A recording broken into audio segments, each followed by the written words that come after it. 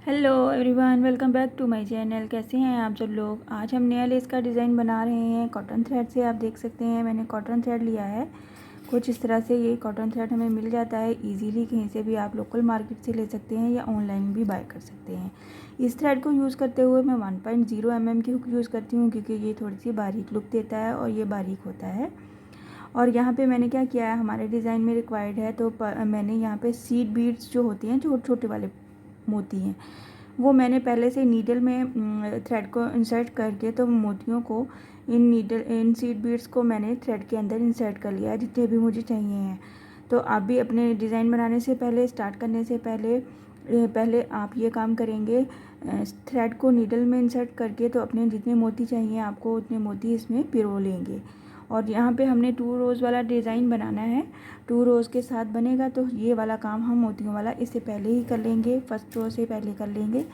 और फिर स्टार्ट करेंगे हम अपना आज का डिज़ाइन उल्टी साइड पे। मैं उल्टी साइड से बनाऊंगी, आप चाहें तो फर्स्ट साइड पे बनाने के बाद थ्रेड को कट करके फिर से नए सिरे से वहीं से स्टार्ट कर सकते हैं। बट हम यहाँ पे इजीली मेरे पास टाइम मैनेज हो जाए तो मैं इसलिए मुझे इजी लगता है, आसान लगता है, बैक साइड से ही बनाऊंगी फर्स्ट रो। और फिर यहाँ से फिनिश करते हुए लास्ट स्टिच को फिर मैं पलट के फ्रंट पे चली जाऊंगी। सो काइंडली जिन लोगों ने अभी ट्यून किया है मेरा चैनल सब्सक्राइब कर दीजिए, लाइक कमेंट और शेयर भी किया कीजिए। Thank you. चलिए स्टार्ट करते हैं हम अपना आज का डिज़ाइन, जो कि बहुत ही ईजी है, जल्दी बन जाता है और खूबसूरत भी नज़र आता है। स्लिप नॉट ले लेनी है हमने अपने थ्रेड पे एज़ यूजुअल, जिस तरह से हम लेते हैं डेली बेसिस पे। बहुत ही इजी ये तरीका है स्लिप नॉट लेने का, ज़रूर लिया कीजिए। इससे हमारा डिज़ाइन नहीं खुलता और हम इजीली अपने डिज़ाइन को बनाते। चलो स्टार्ट करते हैं। स्लिप नॉट के बाद हम इसको अटैच कर देते हैं अपने फैब्रिक पे सिंगल क्रोशे की हेल्प से। कुछ इस तरह से सिंगल क्रोशे करने के बाद यहाँ पे मैं क्या करूँगी, 5 चेन ले लूँगी। 1 2 3 4 एंड 5 चेन के बाद फिर से हम सिंगल क्रोशे कर देंगे। 5 चेन का कुछ इतना ही डिस्टेंस लेंगे, लूज़ नहीं रखेंगे और टाइट भी नहीं रखेंगे, बिल्कुल बैलेंस। जितना 5 चेन का डिस्टेंस बनेगा हम उतने पे ही इसको अटैच करेंगे। कुछ इस तरह से यही हमारी फर्स्ट रो है। 1 2 3 4 and 5 chain plus single crochet. इसी तरह से हमने अपनी लेंथ कंप्लीट करनी है। 1 2 3 4 and 5 chain plus single crochet same distance पे। किसी किस्म का इसमें ढीलापन नहीं होना चाहिए और या ना ही किसी किस्म का इसमें खिंचाव आना चाहिए। कुछ इस तरह से 5 स्टिचेस के साथ 5 चेन और प्लस सिंगल क्रोशे के साथ मैं अपनी बेस रो या फिर फर्स्ट रो कंप्लीट कर लूँगी। और फिर मैं आपको बताती हूँ कि हमें यहाँ पे सेकंड रो पे क्या करना है। कुछ इस तरह से मैंने थोड़े से अपने गैप्स बना लिए हैं फर्स्ट रो के लिए, जो कि हमें रिक्वायर्ड है। इसके बाद हम क्या करेंगे, आपने यहाँ पे ये आपका लास्ट स्टिच है तो यहाँ पे आप वन साइडेड डिज़ाइन बना रहे हैं तो आप यहाँ पे कट करेंगे। कट नहीं करेंगे तो मैं ये बैक साइड पे बना रही हूँ तो मैं पलट के फ्रंट पे चली जाऊँगी। बट अगर आप 4 साइडेड डिज़ाइन बना रहे हैं तो आप घूम के सारा डिज़ाइन फोर साइड से होके तो आप यहाँ पे आके फर्स्ट स्टिच को लास्ट पे कट करेंगे और यहीं से हम बैक वाला डिज़ाइन को हम फ्रंट पे पलट के तो अपना डिज़ाइन फिर से बना सकते हैं। नहीं तो आपको कोई मुश्किल है तो आप यहाँ पे अपना स्टिच को कट करेंगे, नॉट लगाएंगे अच्छे से टाइटली और फिर से जहाँ से हमने फर्स्ट वाला स्टिच स्टार्ट किया था वहीं से फ्रंट साइड पे आप सेकंड वाली रो का फर्स्ट स्टिच स्टार्ट करेंगे। सो यहाँ पे आपने अगर कट करना है थ्रेड तो कट करेंगे और फिर यहाँ से स्टार्ट करेंगे। बट मैं यहाँ से बैक पे चली जाऊँगी। 1 चेन लेते हुए हम यहाँ पे बैक पे चली जाएंगे, जो कि बेसिकली मेरी फ्रंट साइड है। कुछ इस तरह से। और फ्रंट साइड पे हम क्या करेंगे, डबल क्रोशे बनाएंगे इस वाले गैप में। यहाँ पे 5 चेन है तो मेरे पास यहाँ पे मैक्सिमम 10 या 9 डबल क्रोशे बनेंगे। 1 2 3, डिपेंड करता है आपके थ्रेड की मोटाई पे भी, 4। और ये डबल क्रोशे की काउंटिंग कम ज़्यादा भी हो सकती है, 9 की बजाय 10 की बजाय 11 या फिर 8 भी हो सकती हैं। यहाँ पे ये 5 6 7 7 8 9 एंड 10। यहाँ पे 11 भी बन सकते हैं, क्योंकि अगर आपका थ्रेड मोटा है तो इससे भी आपकी काउंटिंग में फ़र्क पड़ जाता है, और अगर आपका थ्रेड बारीक है तो भी।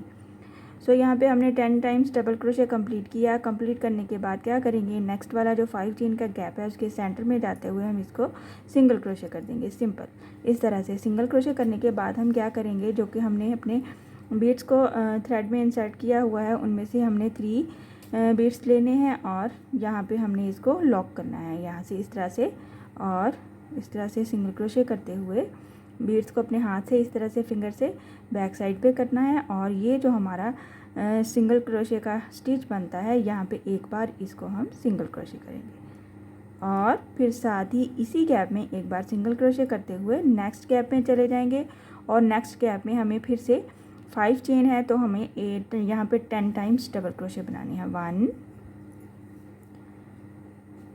2 3 4 5 6 7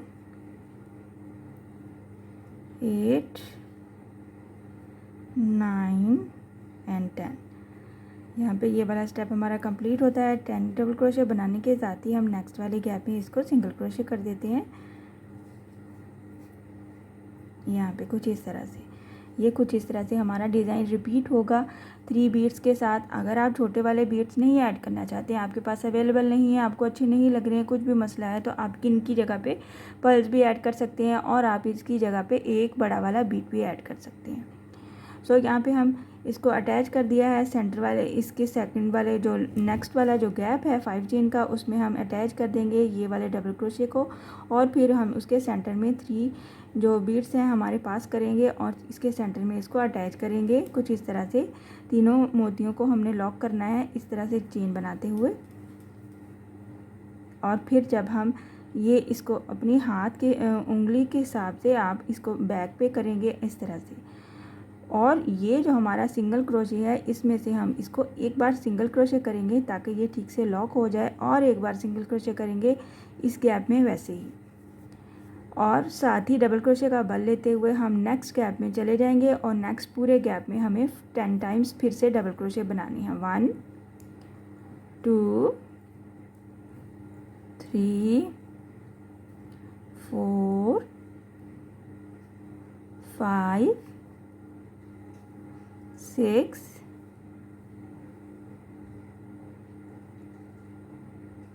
7 8 9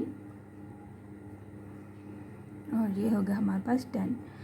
और फिर नेक्स्ट वाले गैप में हम इसको एज इट इज़ ऐसे ही अटैच कर देंगे सिंगल क्रोशे की हेल्प से, और ये खुद ब खुद अपना डिस्टेंस बना लेगा कुछ इस तरह से। और क्या करेंगे, इसके बाद हम अपने मोती को पास करेंगे, और 3 टाइम हमने लेना है, और इसको हम लॉक कर देंगे इस तरह से। और जब हम इसको लॉक करेंगे, हाँ, अपनी फिंगर की हेल्प से इसको थोड़ा सा पीछे को घुमाते हुए, ये जो हमारे पास सिंगल क्रोशे होता है जिस पे हमने अपने मोती अटैच किए हैं, उनमें एक बार इसको सिंगल क्रोशे कर देंगे ताकि ये हमारा जो मोती है वो अच्छे से लॉक हो जाए। और एक बार सिंगल क्रोशे करते हुए बिल्कुल सेम फिर से नेक्स्ट वाले गैप में चले जाएंगे, और फिर से हमें इसी तरह से पैटर्न को रिपीट करते जाना है और अपनी लेंथ को कंप्लीट कर लेना है। बहुत ही प्यारा डिज़ाइन बनता है और बहुत ही आसान भी है, इसमें किसी किस्म की कोई मुश्किल नहीं है। हम इसकी थोड़ी सी रो और भी बना के मैं शो करती हूँ आपको, ताकि आपको आइडिया हो जाए कि इसकी फ़ाइनल लुक कैसी नज़र आती है। आप देख सकते हैं मैंने थोड़ी सी इसकी डिज़ाइन बनाया है, थोड़ी सी लेंथ बनाई है, कुछ इस तरह से नज़र आती है। बहुत ही खूबसूरत लगता है ये वाला डिज़ाइन हमारा, और बिल्कुल नया डिज़ाइन है। आप इसमें मोती को साइज़ को छोटा बड़ा कर सकते हैं, मोती नहीं रखना चाहते आप सेंटर में पीकॉट्स भी बना सकते हैं। आप इसको अब इजीली इसको अपनी बच्चियों के फ्रॉक्स पे बना सकते हैं, आप दुपट्टे के पल्लू पे बना सकते हैं, कहीं पे भी बनाएं, बहुत खूबसूरत लुक आती है। और ये इसकी बैक साइड है, और इसकी बैक साइड भी हम इसके यूज़ कर सकते हैं। कुछ इस तरह से इसकी बैक साइड नज़र आती है, जो कि सेम लुक में है, फ्रंट साइड और बैक साइड। आई होप कि आज का डिज़ाइन आपको समझ आया होगा और पसंद भी आया होगा। इंशाल्लाह नेक्स्ट वीडियो में मिलूँगी। अल्लाह हाफिज़।